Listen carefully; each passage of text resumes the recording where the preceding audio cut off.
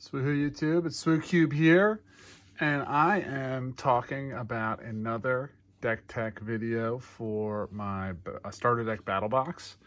Today we're going to talk about Cassian Andor. This is the counterpart deck to Director Krennic that I did in my last video. Brief intro for those uninitiated. These decks that I've designed are built to play well with the two-player starter from FFG. They're designed to be at a similar power level and such that you can kind of interchange and mix and match decks and have an enclosed environment of constructed decks that you can play with at your kitchen table or your LGS or your campsite or wherever you hang out and play Star Wars Unlimited with your friends. So yeah, without further ado, so just quickly, these decks, they're built in particular to match power level, to be very flavorful, and with a lot of similar deck construction guidelines in terms of powerful cards and one-offs. I try and build these decks so that there's a high degree of replayability, like what you find in the two-player starter decks from FFG. These are really the inspiration. I think these are an awesome product, and recommend that everyone check these out if they haven't already. And then next step, check these out because it's a lot of fun. Okay, without further ado, I'm going to dive right in. We're going to move Krennic over here because I will talk about him a little bit later. So, Cassian Andor, the leader, is a 6 resource 4/6 that on his leader side allows you to pay a resource and exhaust him to draw a card if you've dealt 3 or more damage to an enemy base. So he's a draw engine.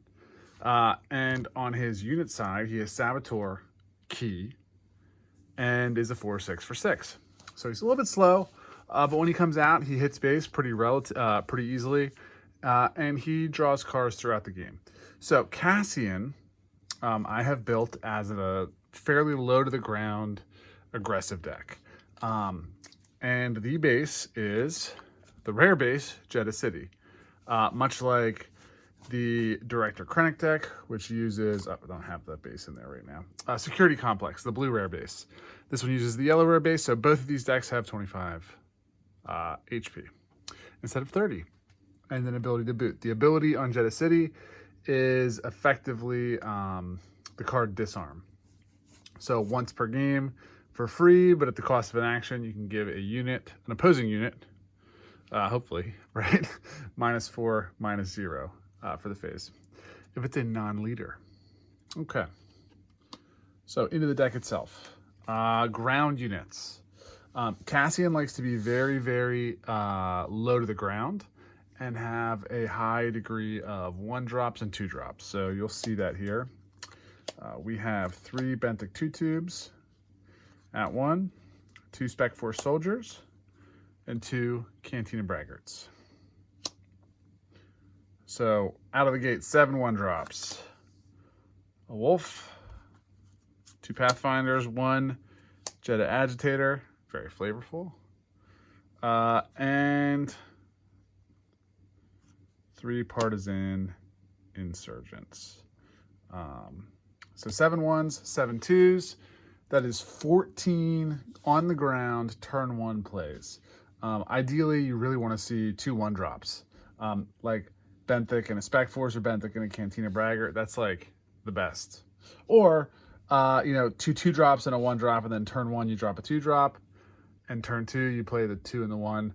Anyway, Cassian really loves it when you flood the board and just have tons of little guys. So, for 3-drops, you got 2 Fleet Lieutenants, 2 Rogue Operatives, and 2 Fighters for Freedom. You'll notice maybe the clear sleeves, but you may notice that some of the cards, as I go through, are sleeves. Some of them are not. The non-sleeved cards are for the deck itself. The sleeved cards I am borrowing from my cube because I have exhausted my collection, and I do not have enough physical cards to fully sleeve up all of the decks I'm creating anymore. So I'm having to mix and match. Okay, moving on.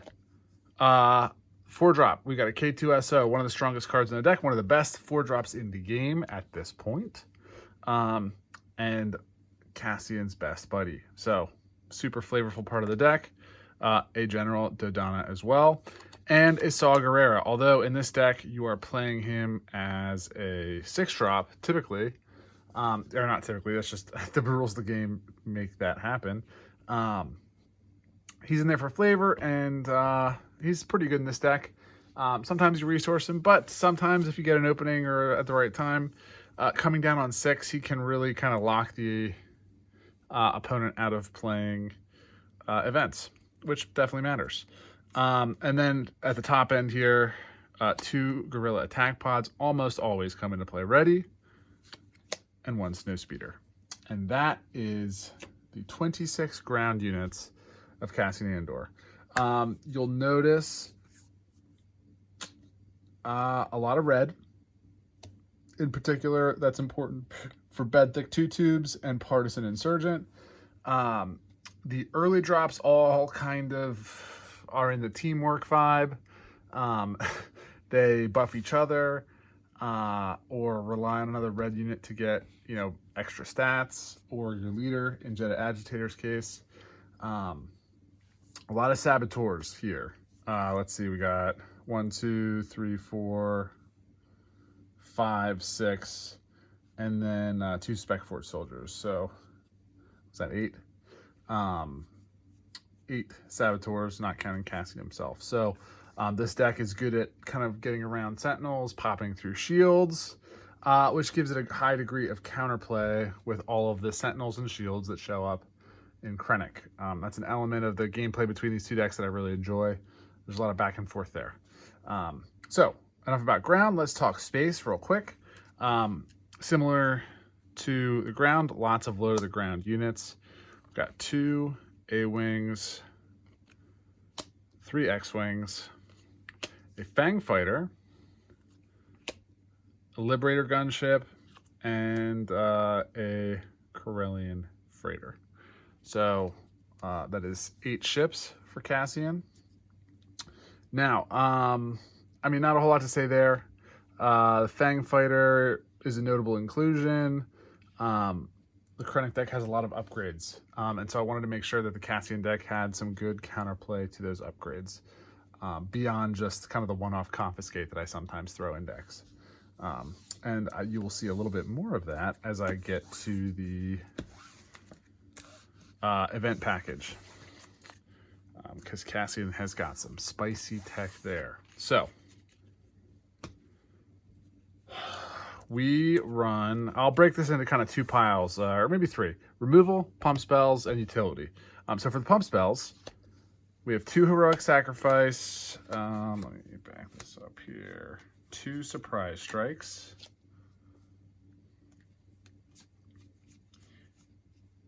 And a shoot first, which kind of also functions as removal. The heroic sacrifice is obviously super flavorful to the Rogue One movie and Cassian and his crew, Cassian and K2SO. Well, I won't give any spoilers. If you haven't seen the movie, you should go watch it. Anyway, for removal, we have 2 waylays and 2 shoot firsts. We can kind of throw a single lone asteroid sanctuary in there. But the deck really isn't trying to play the control game. You are almost always the beatdown with Cassian, and that's a pretty unique role for him in the battle box meta. Cassian and Leia are really the most aggro of the aggro decks. If you try and play the control game with these decks, you're almost certainly going to lose. However, I will say Cassian draws enough cards that sometimes he can kind of shift gears and use his units to kind of knock down what Krennic's trying to do and survive a couple extra turns long enough to put through some extra damage. So he is a little bit more flexible than Leia in that regard, but he is, you really are low to the ground here. Utility. There's a lone shiny. Ooh, pretty. Power failure. This card used to be a confiscate, but I included it because of the Chilled Sins. The 2 of Chilled Sin in Director Krennic. I found that oftentimes the Chilled Sin players dropping Chilled Sin, putting a shield on, or slamming an entrenched or resilient on their Chilled Sin, making him have 15 life and be impossible to take down. Power failure just kind of ends that. And I don't put this in many decks. Actually, I don't put this in any other decks currently. But I thought it was thematic for Cassian because of the whole thing that he's doing on Scarif when he's trying to take out the security complex and lower the shield, so they can get the Death Star plans and transmit them out. So, he's trying to cause kind of a power failure there, so I thought that was kind of cool. And on flavorful note, there's a keep fighting in here, right? Against all odds, Cassian keeps going. Keep fighting is really good in this deck. And I only include one, but it's great because you have cards like Green Squadron or Partisan Insurgent or Rogue Operative that have low power and raid 2. So you can kind of pump these guys up a little bit with cards like Snapshot Reflexes, Infiltrator Skill, to give them more powers. They still come in under that 3 or the 3 or less. Like Rogue Operative with the Snapshot Reflexes can smack for 5, and then you can ready it and smack for 5 more. Very, very, very strong. Great way to punch through extra damage. Kind of functions in a similar vein to these pump spells, but is a unique take and a lot of fun to play. So that's in it as one of. I talked about the resources here as pump. Infiltrator Skill is the only place that Jin shows up in this deck because we don't yet have a Jin unit, but when we do, if it's not terrible or too good, and it's either red or yellow, it's going to end up in the deck. Anyway, last card, a one-off Forced Surrender. This is kind of Cassian's way to slam the door closed. If you get to 6 resources, that's Cassian's flip turn, and you are kind of at board parity or ahead on board, you'll probably have activated Cassian a couple times and have maybe 1 or 2 more cards than the opponent. You're almost always going to be able to damage a base, right? If this deck on turn 6 can't get in an attack, you've probably lost the game. So that said, if you're in a spot where you can afford to play this, it's probably going to win you the game. This is Cassian's role finisher, causing the opponent to discard 2 cards, drawing you 2 cards puts you at a huge resource advantage, and your cards are probably cheaper than your opponent's cards. So you can just flood the board and keep the snowball rolling, and hopefully you have caused your opponent to run out of steam. And that is really how he ends the game. I've found games with Cassian tend to end around turn 7, sometimes turn 8. They can end at turn 6. That's a little bit earlier. I think typically in the battle box, games go 8 or 9 turns. But Cassian is the aggro deck, so he can either close things down pretty quickly or with his 25 health base, get smacked 3 times by Vader with a lightsaber and pinged once and he's dead. So games tend to be pretty tense. Just a couple words about the Krennic Cassian matchup. I spent a lot of time balancing these decks against each other to really, have a lot of interplay, be tense and fun and interesting games. One of the things I really liked about, and I really enjoy about the Luke and the Vader starters is how much interplay there is between the decks. It's like punch, counterpunch, punch, counterpunch the whole game. And it's really, really fun. And I tried to build in as much of that into these decks as I could. And I think for any 2 decks that I've designed, I've really succeeded in doing so. At least I feel so. Krennic kind of wants to be the control player, but he's got to really manage his resource. He's going to run out of steam before Cassian will, because Cassian can draw cards, but he can make his units much more better. He has a lot of sentinels, a lot of shields and upgrades and things that can really bully Cassian's units, but Cassian has the ability to kind of end around. So, Krennic plays a sentinel, Cassian plays a saboteur. The sentinel can stop 3 of Cassian's units, but the 2 saboteurs are going to get through, and it just leads to these really interesting chessy board states. A couple other things that I think are kind of cool. Waylay is a good, Cassian or Krennic's units are all really cheap, so Waylay, you may not be able to get a huge resource advantage for bouncing a 1-drop, 2-drop, 3-drop with a Waylay, but there's a lot of upgrades, and Waylay definitely serves as a good tool to play around those upgrades. I really like Once you get to the late game, Cassian's late game versus Krennic's late game. Krennic is dropping Cargo Juggernauts and ATSTs. Snowspeeder is kind of a cheeky way to nullify those for the turn. And the Gorilla Attack Pod, really matches up well, specifically against, the Cargo Juggernauts. They can kind of bump into each other a couple times and create some real chessy situations. ATSEs just kind of stomp on everything, so you got to watch out for those. But yeah, I really want every turn of this game to have there to be some good counterplay between the decks, and I think there are. These decks are super, super fun to play against each other. If you build one, build the other. The Cassian deck is a little bit more expensive than the typical price range that I shoot to have these decks at, because of the lone copy of K2SO, which is still like a $9 card. I'm assuming this price is going to come down here probably in the near future as the new set is released, and eventually we get a reprint. So, if you can't stomach $9 for a card, which I certainly have a hard time doing, just wait it out. Proxy it.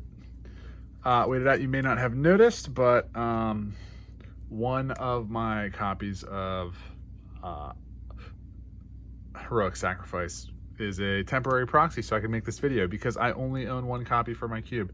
I need to get 2 copies for the deck. So yeah, do something like that. Just leave it up, play it out. When the card gets cheap, pick up your copy.